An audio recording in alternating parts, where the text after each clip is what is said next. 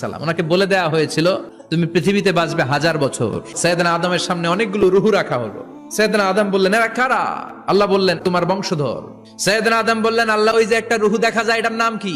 এটা তোমার ছেলে দাউদ, সে দুনিয়াতে নবী হয়ে আসবে। সাইয়েদনা আদম বললেন মাবুদ আমার ছেলে দাউদের কত বছর হায়াত আপনি দিয়েছেন? আল্লাহ বললেন মাত্র 40 বছর। সাইয়েদনা আদম বললেন মাবুদ এত ফুটফুটে সুন্দর আমার ছেলে দাউদ মাত্র 40 বছর দিলেন কেন? আল্লাহ আপনি বাড়ায় দেন, আল্লাহকে বাড়ানো যাবে না, লেখা হয়ে গেছে। সাইয়েদনা আদম বললেন আমার 1000 বছর থেকে 60 বছর আমি আমার ছেলেরে দিয়ে দিলাম।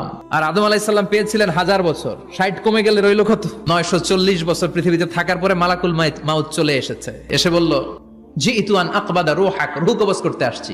আদম আলাইহিস সালাম বললেন রূহ কবজ করতে আসছো মানে? আমি বাঁচবো তো 1000 বছর।